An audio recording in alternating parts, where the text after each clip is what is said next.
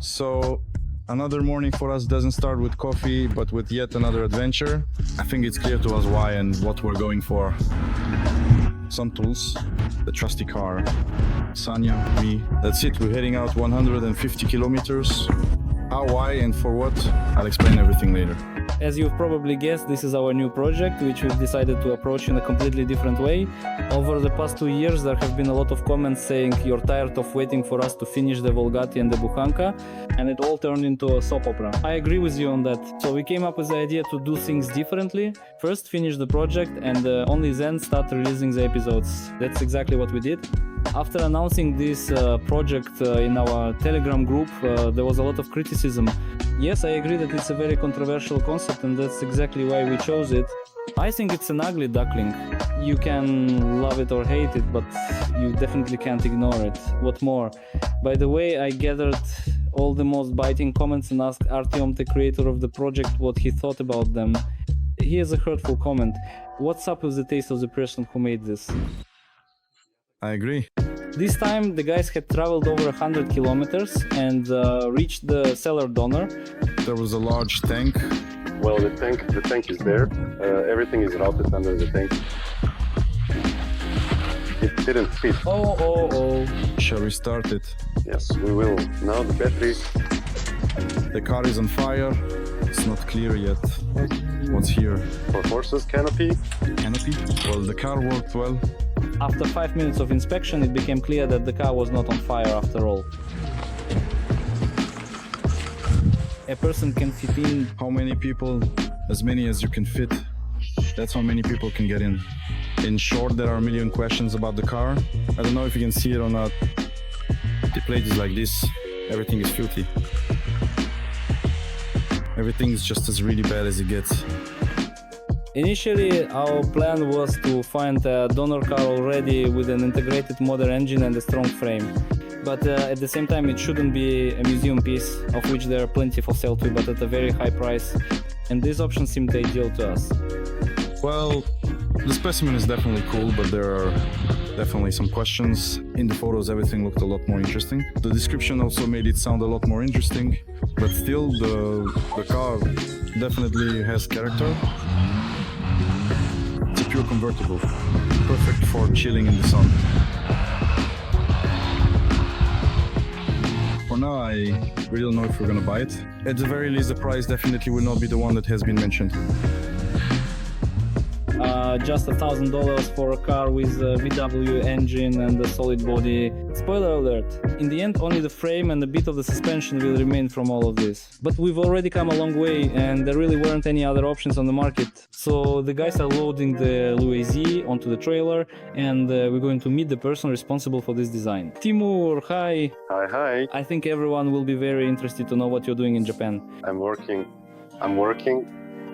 It's car related. I'm a designer and I draw cars.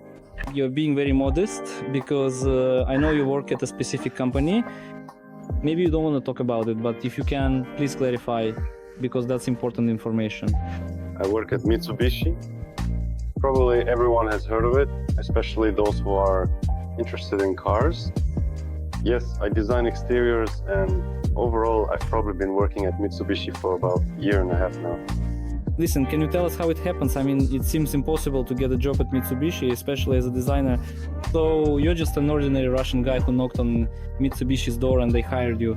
How does that even work? Well, first of all, you need to have a portfolio that includes projects suitable for the company, let's say, projects that showcase your skills. And if they truly like you, they will simply hire you and basically you just talk and then you send your stuff in. Did you show your Louis project at the interview? Yes, by the way, it's in my portfolio. And honestly, people say like, hey, that's a cool project. As you saw in the chat, opinions were divided, and there was a lot of criticism and negativity. How do you feel about that in general? In a way, it actually makes me quite happy. And maybe it's that negativity, you know, those particular comments. I distinctly remember one specific comment from a long time ago, because this particular project was posted in one of the publications back in 2021. And there was the project, and there was a comment like, you'd be better off cleaning toilets than designing cars. Something like that. Basically, that's normal. I've kind of gotten used to it. We live in the age of the internet, and honestly, sometimes I even enjoy reading those kinds of comments. All right, guys, we've settled in. Of course, this isn't exactly the car we were hoping for, but we bargained a bit and got a discount since there weren't any better options available. While the spark is still there, we should probably do something.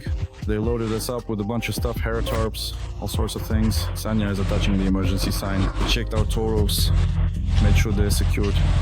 I don't really know how this will turn out. I have very mixed feelings, but we bought it anyway. Honestly, it's not the perfect donor, but I'm a believer in acting here and now rather than waiting for perfect conditions, which as a rule never come. And while the guys are heading to the workshop, let's ask Timur a couple of questions.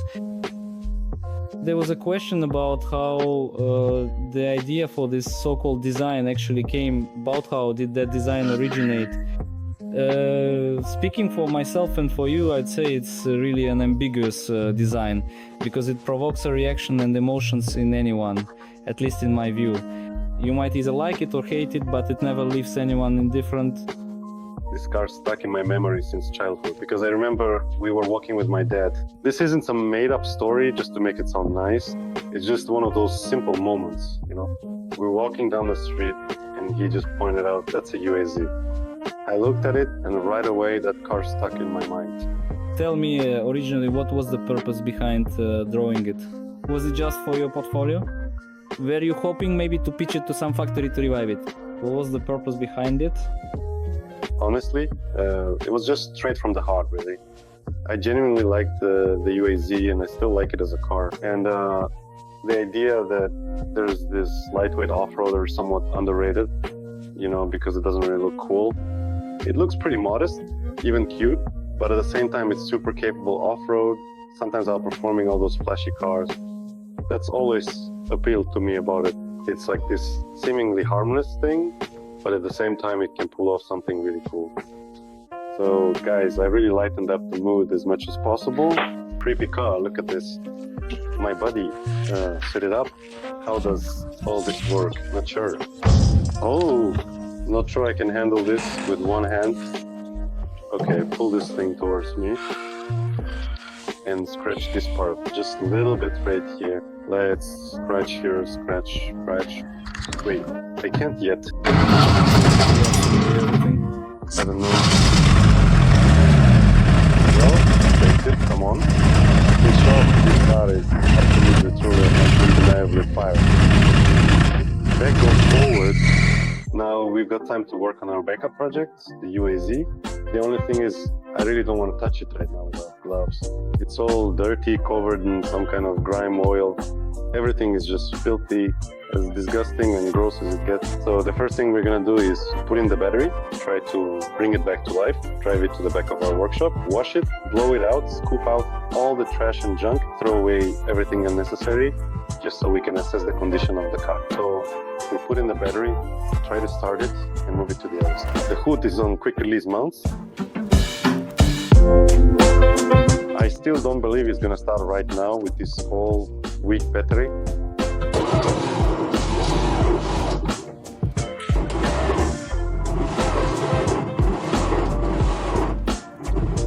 The battery currently isn't sufficient enough.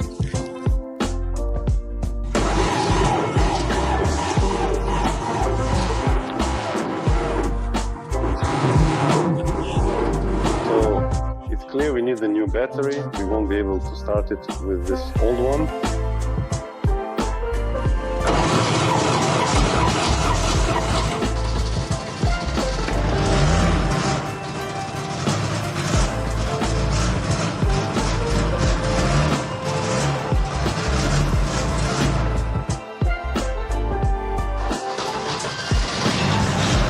Nice.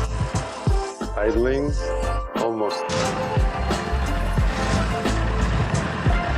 we have a mirrored gearbox, so first gear is towards us. Oh.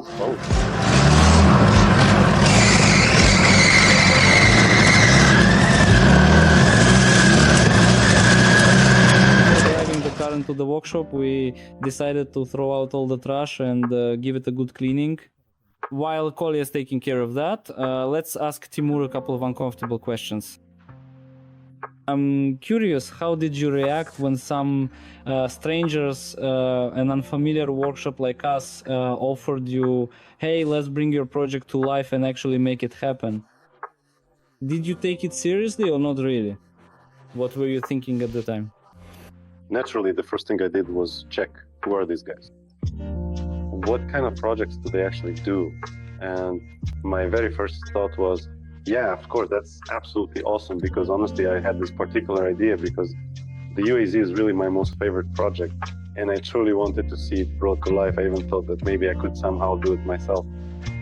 I'm not just making this up right now. I actually thought about it here.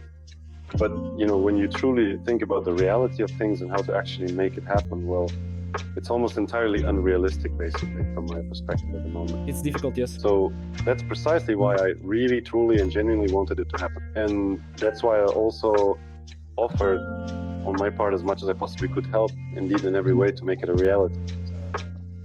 Because... Well, yes, here it is necessary, it is worth noting, yes, that Timur put in a lot of effort, gave us specific dimensions that did not exist. I added a size grid there, we already welded a frame there using it. That is, a huge amount of additional work was done there. When I was scrolling through my Pinterest feed, I just stumbled upon it and I immediately got hooked. It seems both simple and beautiful and ugly and angular and... well, I don't know, it caught my attention right away. I thought, damn, I definitely need to save it. Then we started doing car projects on the channel, gained experience, and I kept thinking about it for a long time. And then when we finally had a window of free time, it was the very first thing we came back to. I got in touch with you. And after that, the rest of the story is well known. At that point, we were still hoping to get by with minimal effort and planned to just fix up what we had. We drove it into the workshop. Now we're gonna inspect it for defects, at least to get it running safely. The very first obvious thing is that all of the hoses are in this absolutely terrible condition, cracked, both for the power steering system and the cooling system. Those are the very first things we're replacing. That's the most obvious and pressing issue. It's literally leaking from them. The second obvious thing is that we have no brakes at all, like as a class. Only one front wheel is braking. That's what we need to deal with first.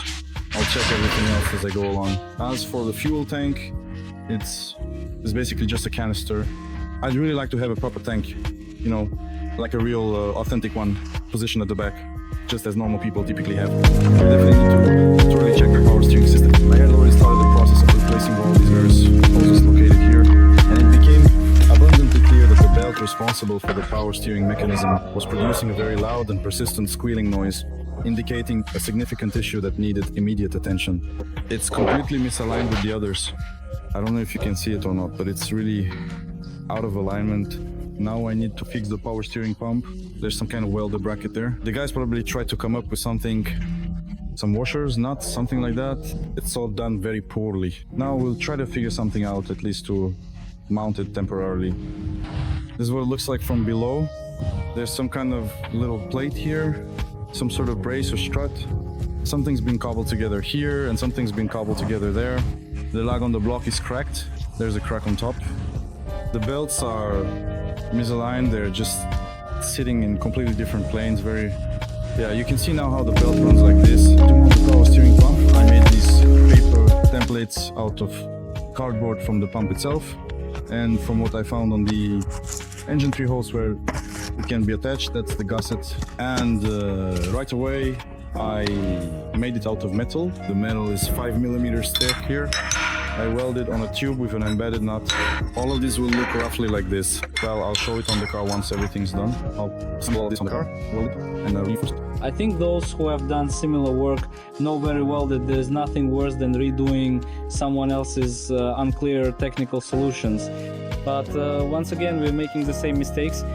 So This is what our power steering pump mount looked like, and this is what it looks like now. It will be mounted like this. Here is the pump itself on this side, and it can be adjusted here. While the parts for the power steering are drying, we'll figure out the setup in the absence of our brakes. Why don't we have brakes?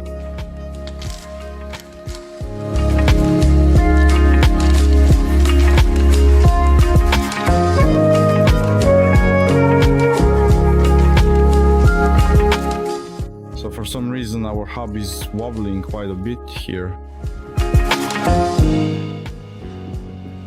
So apparently it shouldn't be moving this much.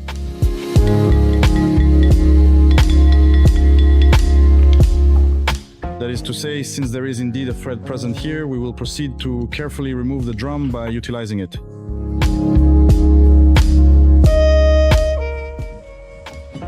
But it turned out to be very simple. Well, the brake shoes are present. The brake cylinder is present. Why isn't it connected? Everything seems to be tensioned pretty loosely. Usually it's very hard to take apart, but here somehow everything is quite accessible and easily manageable. You can already clearly see the prominent rivets on the brake linings, which are typically much more difficult to observe and inspect. Looks like the brake shoes will need to be replaced as well.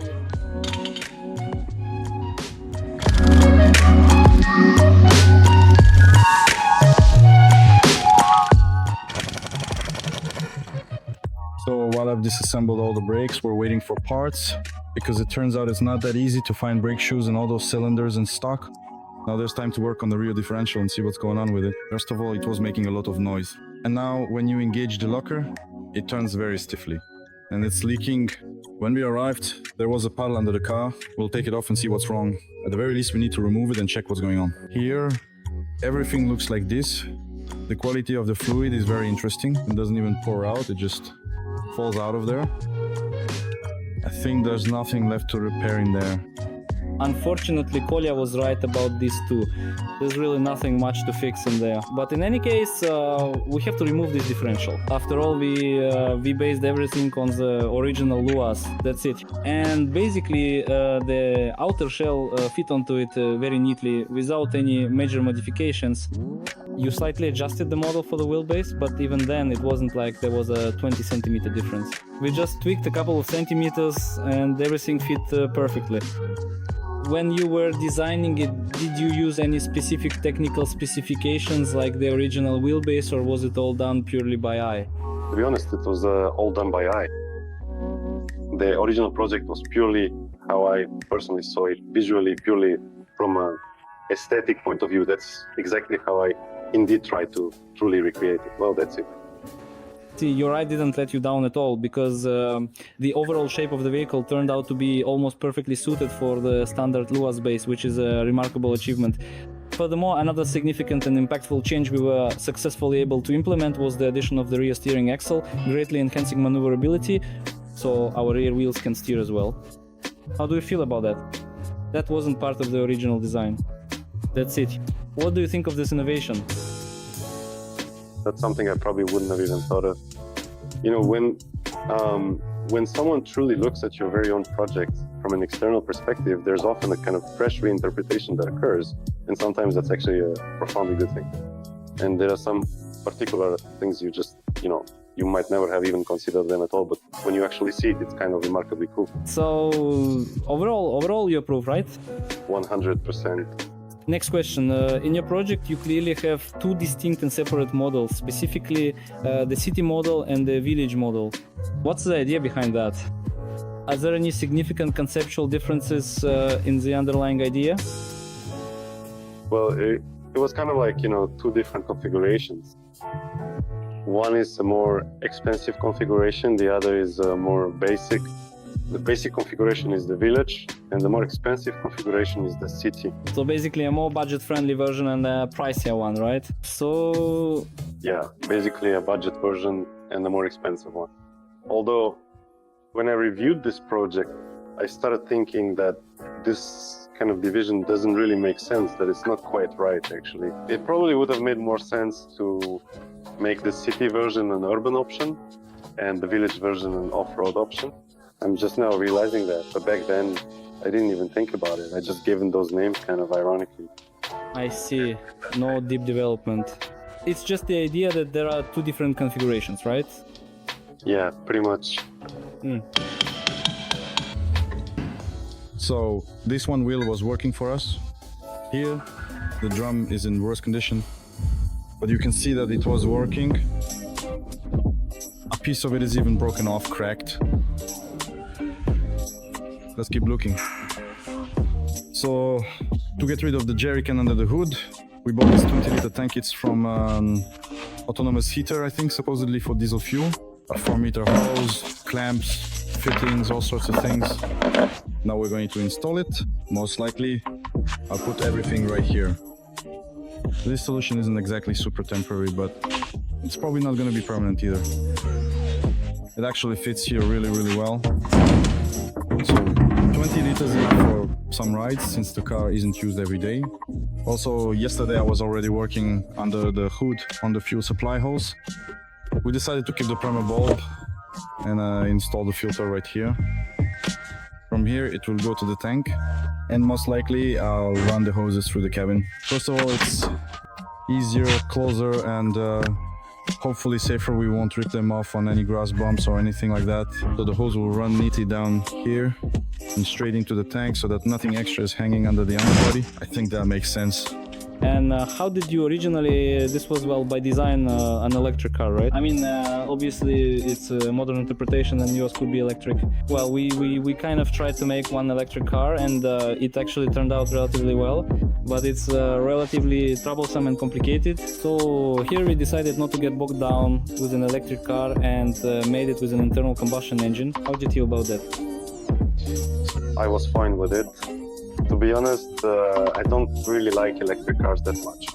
You know, what I truly appreciate and find captivating about cars isn't just their impressive design, but also when they possess that distinct vibration, the unique smell, those particular elements. They genuinely complete the entire and immersive picture. And electric cars, they often seem kind of... Well, more soulless. Yeah, exactly. We said it in unison. Yeah, I'm not a fan either, not a fan of electric cars, so everything lined up.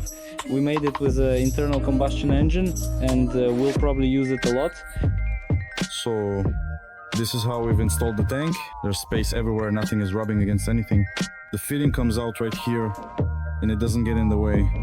There will be a hose, it'll run right here. There was a hole there just for the hose. We'd also lay down a little rubber piece, and under the hood it looks like this. The filter, the return line comes here, or not the return line, just different hoses. So since we've assembled almost everything, it's time to start filling up with something. Well, almost everything except for the brakes. We still haven't gotten the brake pads for the brakes. It's just impossible to find them. It's time to pour in the fluids and see where things might start leaking. We're filling up the fuel, coolant, power steering fluid, changing the engine oil, and checking for oil in the wheel reduction gears. If there's oil, great. If not, we change the oil in the wheel reduction gears anyway, change the oil in the gearbox, and the rear differential is still on its way. When the rear differential arrives, we'll service it as well.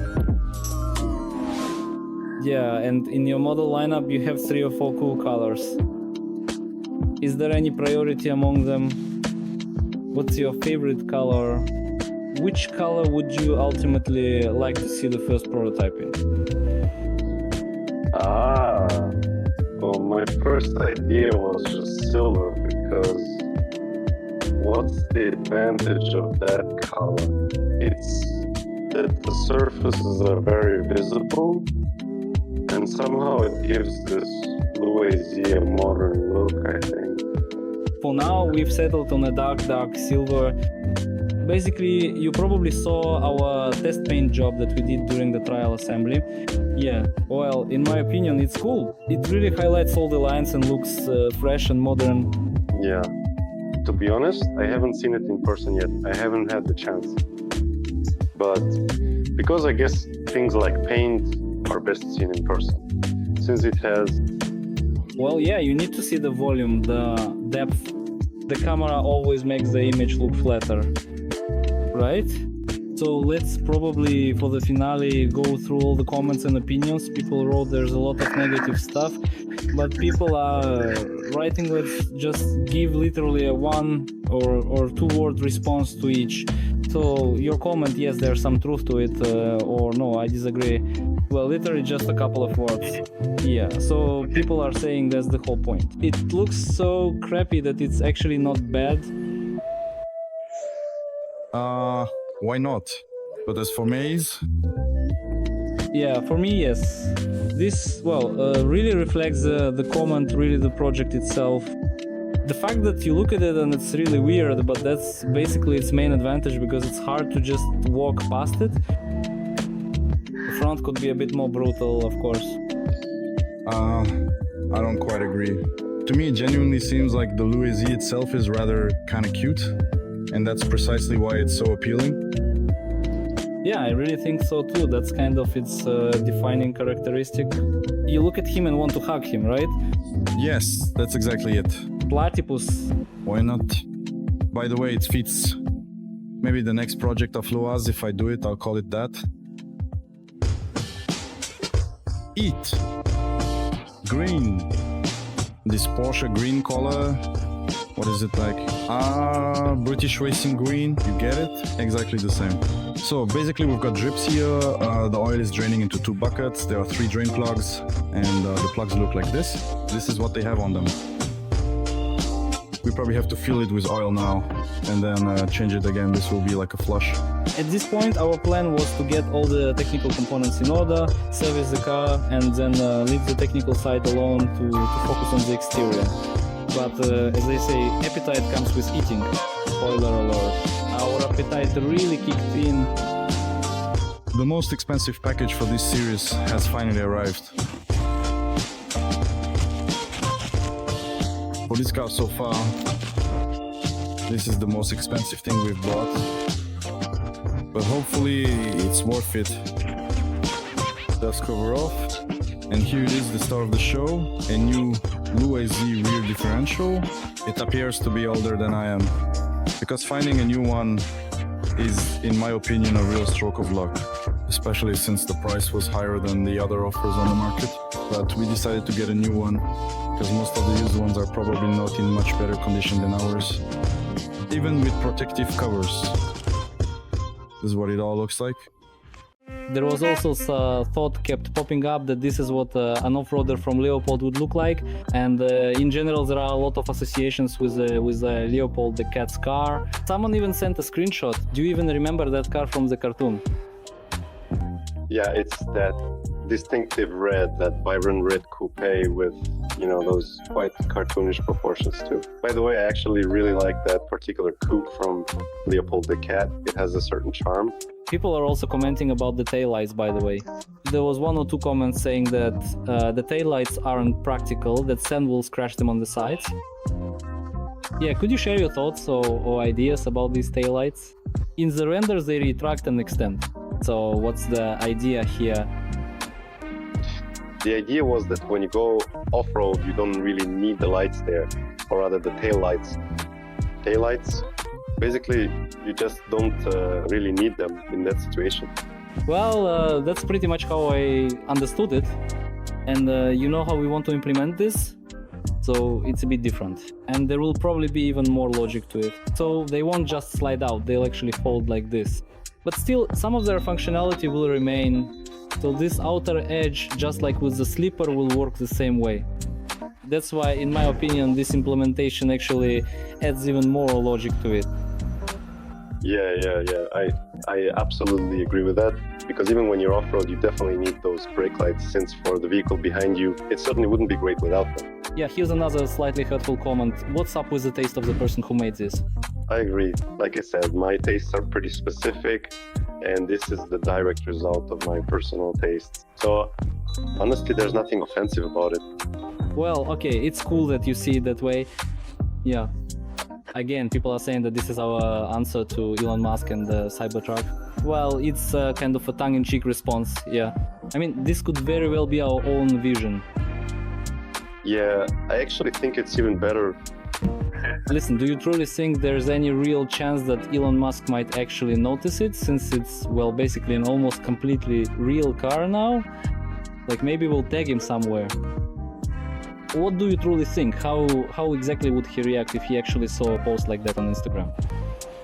It's hard to say. I don't know him personally, but I think he'd probably like it. Well, as I see it, we want to position it for English-speaking YouTube as a mini Cybertruck. So like a smaller version, right? And by the way, what do you think about that idea?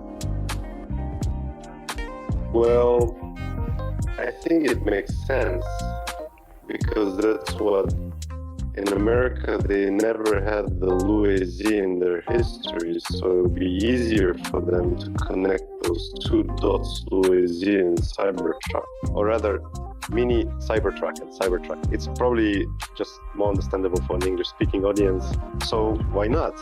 The Cybertruck, even though it's controversial, I think it's exactly as you described. It's either you love it or you hate it. I'm probably in the camp that truly loves it, because to me, seeing an ordinary everyday car is quite boring. And when there's something that just completely and radically breaks all the established rules, that's super interesting and genuinely captivating to me. And that's precisely why the Cybertruck. In short, we're giving it a like, right? A like? Yes, like and subscribe. Yeah, and finally, they also write that we have the chances, is a direct quote. If they do this, it will knock the Fiat Multipla off the top spot for ugliness. Hey, well, at least it's some kind of recognition. You know, first place isn't bad at all. In fact, it's quite good. I mean, honestly, there's nothing wrong with that. Everyone has their own tastes. By the way, I actually like the Multipla too. To be honest, my personal tastes are pretty specific, so for me that's probably a significant compliment in a way too. Well, I guess that's about it for us. Thank you so much for the project, for trusting me with its implementation and not turning it down. It was really important for me to get your approval too. So, thank you. We'll get back to work now. Awesome. Thank you guys. I don't know. I'm just super happy. I don't even know what to say. Awesome.